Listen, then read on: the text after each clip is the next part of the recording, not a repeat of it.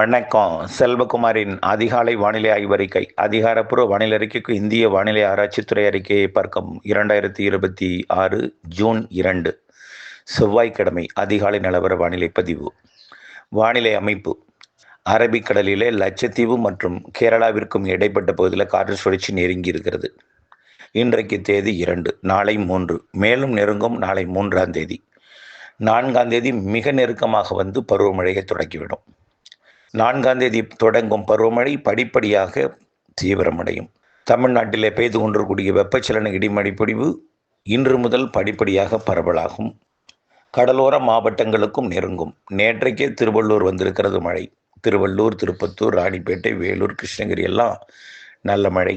நேற்றைக்கு முன்தினம் கூடுதல் பரப்பில் பொழிந்த காரணத்தினாலே மேகமூட்டம் விலகுவதற்கு தாமதம் ஏற்பட்ட காரணத்தினாலே நேற்றைய மழைப்பொழிவு டெல்டா உள்ளிட்ட பகுதிகளுக்கு எட்டவில்லை. ஆனால் இன்றைக்கு தென் மாவட்டங்கள் முதல் கர்நாடக எல்லையோர மாவட்டங்கள், மேற்கு தொடர்ச்சி மலை மாவட்டங்கள், ஆந்திர எல்லையோர மாவட்டங்கள், வட உள் மாவட்டங்கள் என்று படிப்படியாக தீவிரமடையும். அதன் அடிப்படையில் நன்றாக ஒன்று புரிந்து கொள்ளுங்கள். ஏல் நினோ, சூப்பர் ஏல் நினோ போன்ற வார்த்தைகளை வைத்து அச்சப்பட்டு கொண்டிருக்க வேண்டாம். பருவமழை மிக மெல்ல முன்னேறும். ஆக ஆரம்பத்தில் இந்த தென்மேற்கு பருவக்காற்று பருவமழை தீவிரம் இல்லாத காரணத்தினாலே தொடங்குவதில் தாமதம் இருக்கிற காரணத்தினால்தான் இந்த வெப்பம் இருக்கிறது. பருவமழை தீவிரமடைந்து விட்டால் வெப்பம் என்பது கண்டிப்பாக விலகும். படிப்படியாக விலகிவிடும். 4ஆம் தேதி வெப்பம் குறையும். 5 அதை விட குறையும். கண்டிப்பாக 10, 11, 12ஆம் தேதியெல்லாம் முற்றிலுமாக வெப்பம் தணிந்துவிடும், குளிர்ந்துவிடும். சுமார் 33 டிகிரி செல்சியஸ் என்ற அளவுக்கு போய்விடும். அதாவது 90 டிகிரி ஃபாரன்ஹீட் என்ற அளவுக்கு போயிடும். 100 டிகிரி என்பது 10 டிகிரி குறைந்துவிடும். ஆகவே 38 என்பது 100. அதிலிருந்து 5 டிகிரி கம்மின்னா 10 டிகிரி ஃபாரன்ஹீட் குறைந்துடும். ஆக புரிஞ்சுக்குங்க. 10ஆம் தேதிக்கு மேலே முற்றிலுமாக குறைந்துவிடும். 4ஆம் தேதியே குறைய தொடங்கும். இன்றைக்கு இருக்கக்கூடிய இந்த வெப்ப அலை எல்லாமே, நேற்று இருந்த வெப்ப அலை எல்லாமே 3ஆம் தேதிக்கு பிறகு நன்றாக விலகிடும். அதற்கு பிறகு கொஞ்சம் வெப்பம் கூடுதலாக இருந்தாலும் அடுத்தடுத்த நாட்களிலே முற்றிலுமாக குறைய தொடங்கும். வடமேற்கிலிருந்து காற்று, அதாவது தென்மேற்கு பருவமழை தொடங்காத காரணத்தினாலே கர்நாடகா, ஆந்திர பிரதேசத்தில் இருந்து ஆந்திர எல்லையோர, கர்நாடக எல்லையோர மாவட்டங்கள் நோக்கி வடமேற்கு வெப்பக்காற்று நுழைந்து வங்கக்கடல் நோக்கி பயணிக்கிற காரணத்தினாலே வடமேற்கிலிருந்து வரக்கூடிய காற்று எல்லாமே வெப்பமான மாநிலங்களிலிருந்து வரக்கூடிய காற்று என்பதனால அனல் காற்று நீடிக்கிறது. தென்மேற்கு பருவமழை தொடங்கியதும் தென்மேற்கு திசையிலிருந்து காற்று வரும். அப்பொழுது வெப்பம் தணியும். அப்பொழுது கொஞ்சம் வெப்பம் கூடுதலாக இருக்கும். அப்பொழுது உங்கள் மனசு என்ன சொல்லணும்னு பார்த்தீங்கன்னா, ஆகா, வெப்ப அலை குறைந்து விட்டது, ஆனால் வெப்பம் இருக்கிறது.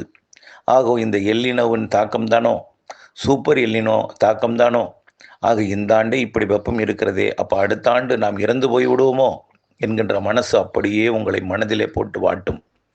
நன்றாக புரிந்து கொள்ள வேண்டும். அச்சம், பீதி எதுவும் மனதில் கொள்ள வேண்டாம்.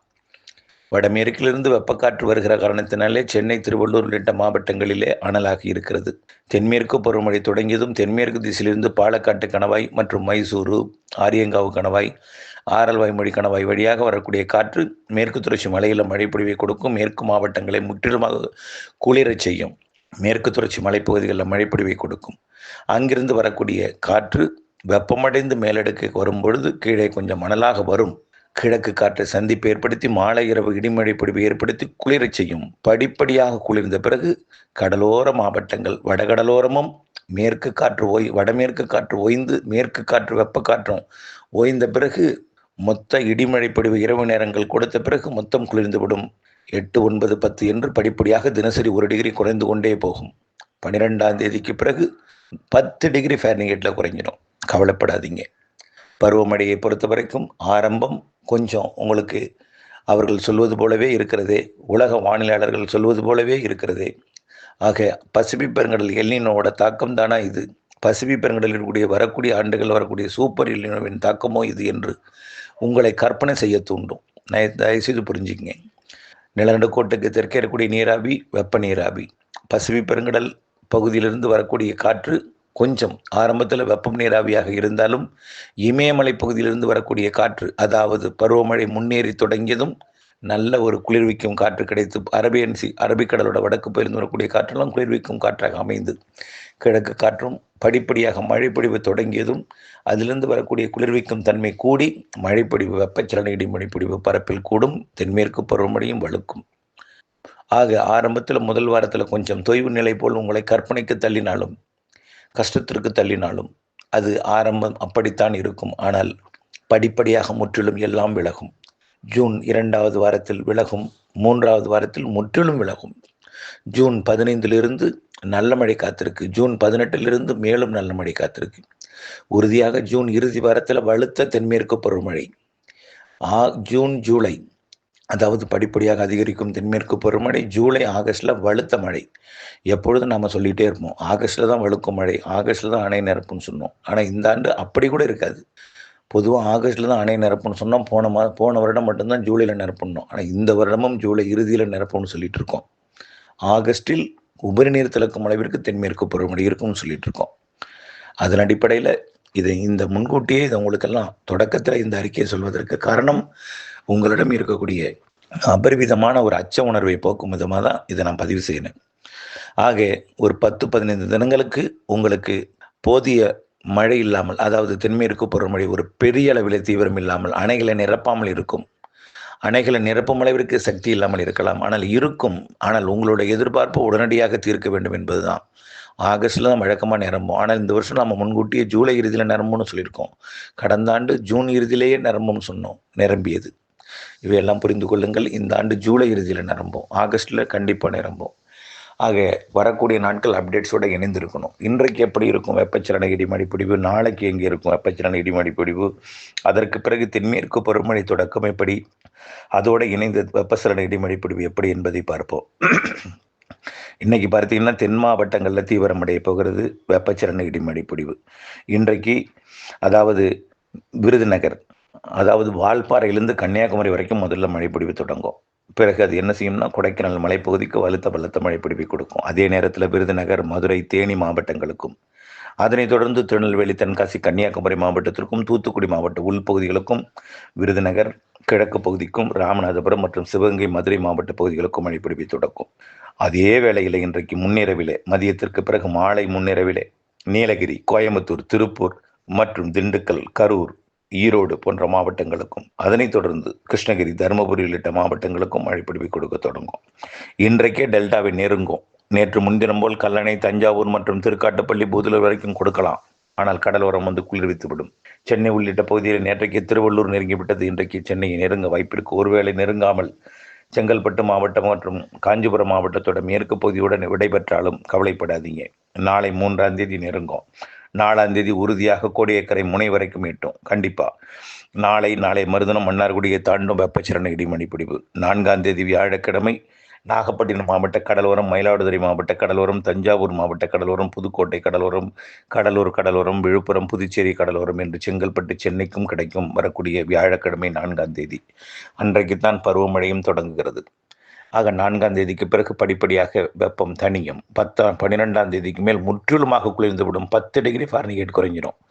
பொறுத்திருந்து பாருங்கள். இதற்கும் ஒரு விவாத மேடை நடக்கும். சென்னை உள்ளிட்ட பகுதிகளில் மழை பொழிவு கொடுக்கும்.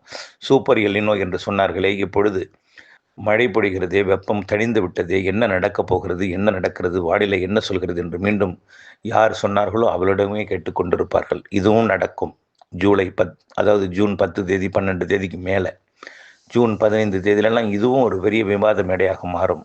மேற்கு தொடர்ச்சி மலையில், கேரளா, கர்நாடகாவில் ஜூன் மாதம் 18, 19, 20 தேதிக்கு மேலே பெய்யக்கூடிய பலத்த மழை பொழிவும் விவாத மேடைக்கு உண்டு பண்ணும். பிறகு ஒரு முடிவுக்கு வருவார்கள். ஆக குழப்பமான வானிலை நிலவும் என்ற ஒரு கருத்துக்கள் நிலவும். ஆகவே கண்டிப்பாக ஜூலை இறுதியில் நிரம்பும் என்பதில் மாற்றமில்லை. ஆகஸ்டில் உபரி நீர் திறக்கும் அளவிற்கு மழை இருக்கும் என்பதிலும் மாற்றமில்லை. வட இந்திய சமவெளி பகுதியில் வேணால் கொஞ்சம் மழை பொழிவு குறைவாக இருக்கலாம். ஆனால் இமயமலை ஒட்டிய பகுதி எல்லாமே மரங்களால் குளிர்விக்கப்படக்கூடிய, மரங்களால் குளிர்வித்து மலைகளால் தடுக்கப்பட்டு மரங்கள் குளிர்விக்கக்கூடிய இடமெல்லாம் மேற்கு தொடர்ச்சி மலை மற்றும் இமயமலை ஒட்டிய பகுதியெல்லாம் நல்ல மழை காத்திருக்கு.